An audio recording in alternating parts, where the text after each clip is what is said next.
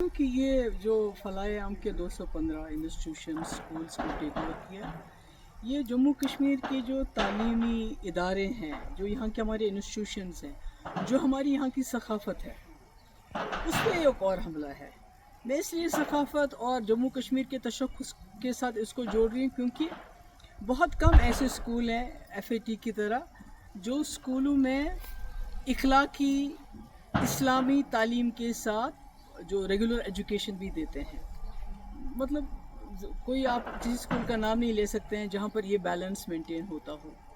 और इन स्कूलों में से बहुत ही नामवर शख्सियत उभरी हैं और इसके साथ हज़ारों के तादाद में, मेरे ख्याल में कोई 50-60 हज़ार तो स्टूडेंट्स हैं, टीचर्स हैं, फैमिलीज़ हैं जो जुड़ी हुई हैं। तो इस तरह से इसको इसको टेक ओवर करना, पहले तो जमात इस्लामी के तमाम एसेट्स को टेक ओवर किया गया, उन पर बैन लगाई गई। पर तभी उम्मीद थी कि यहाँ एक चुनी हुई सरकार आएगी, इलेक्शन होंगे, तो शायद ये जो हम पे ताबड़तोड़ हमले हो रहे हैं हमारे तशख़्ख़ुस पे, हमारे हर इदारे पे, तो कहीं ना कहीं उसको वो रोकने में कामयाब हो जाएंगे। और शायद यही वजह है कि लोगों ने नेशनल कॉन्फ्रेंस को तकरीबन 50 सीटें दी। पार्लियामेंट में 3 मेंबर पार्लियामेंट दिए लद्दाख को लेके।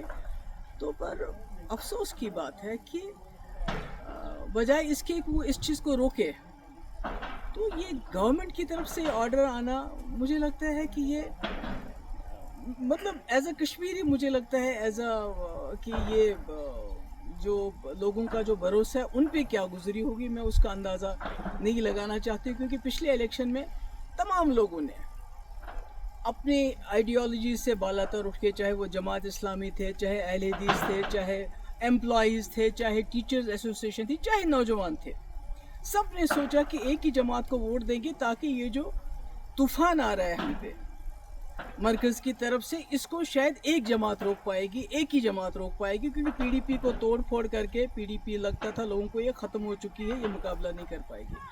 तो ऐसे में ये होना, और अभी आपने देखा कुछ देर पहले जो हमारी उर्दू ज़बान है, सरकारी दफातर में से उसको तकरीबन ख़ारिज किया जा रहा है। हमारी किताबों, हमारे जो सिलेबस है, जो करिकुलम है, उसमें जो है हमारे शेखुल आलम रहमतुल्लाहि अलैह हैं, या हमारे अल्लामा इकबाल साहब हैं, या इसी तरह जो हमारे आगा शाहिद साहब हैं, उनको बिल्कुल उससे अलग किया जा रहा है।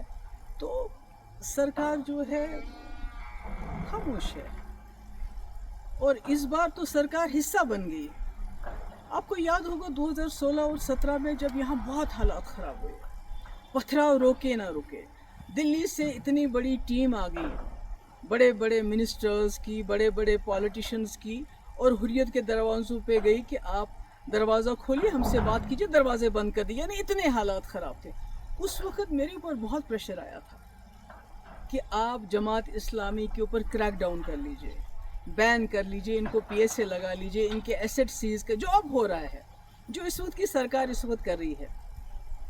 मगर मैंने सोचा कि अगर मैं अपने ही लोगों पे बिला वजह इस किस्म की कार्रवाई, या तो कोई सबूत हो कि भाई इस वक्त ये कुछ ऐसा कर रहे हैं तो आप कोई एक्शन लोगे, मगर सिर्फ इनकी आइडियोलॉजी की वजह से किसी ने जाके दिल्ली में चुगली खाई थी कि भाई वहाँ जो भी कुछ कर रहे हैं वो जमात इस्लामी के लोग कर रहे हैं, जो पथराव हो रहा है, जो मुल्क के मुखालिफ जो मुहिम चल रही है, वो सब जमात इस्लामी। पर मैंने उस वक्त स्टैंड लिया, जैसे मैंने कठुआ में स्टैंड लिया। हालांकि मेरे पास अक्सरियत नहीं थी, हम PDP BJP सरकार में बने हुए थे। आज नेशनल कॉन्फ्रेंस के पास अपनी अक्सरियत है, उसके बावजूद वो इस किस्म के फैसले करती है। मुझे लगता है ये अफसोस के लायक है। और इसके बारे में क्या कहूँगी, वैसे तो लोग कहते हैं कि कहीं ना कहीं नेशनल कॉन्फ्रेंस और जमात इस्लामी का पुराने वक्त से चल रहा है, कि जब शेख साहब मरहूम 77 में आ गए, उसके बाद जमात इस्लामी वालों के साथ क्या किया गया, किस तरह इनके घर चलाए गए, क्या क्या हमारी मुक़द्दस किताबें भी नज़र आतश की गई। उसके बाद 87 के बाद क्या किया गया, जो फलाए-ए-आम ट्रस्ट के टीचर है उनको कैसे पब्लिक सेफ्टी एक्ट लगाया गया। और आज 2025 में अब इनके जो स्कूल थे, जो लोगों के गरीब लोगों को, गरीब बच्चों को, क्योंकि आपने देखा कि सरकारी स्कूलों में जो चीज़ कमी है वो ये स्कूल पूरी करते थे, जिनका कोई नहीं होता था, और कम फीस लेके ये तालीम देते थे।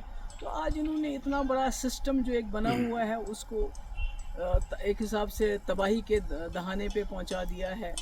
کئی گھر اس کے ساتھ وابستہ ہے, کئی ٹیچر, سب کا مستقبل جو ہے. میم آپ نے ایجوکیشن منسٹر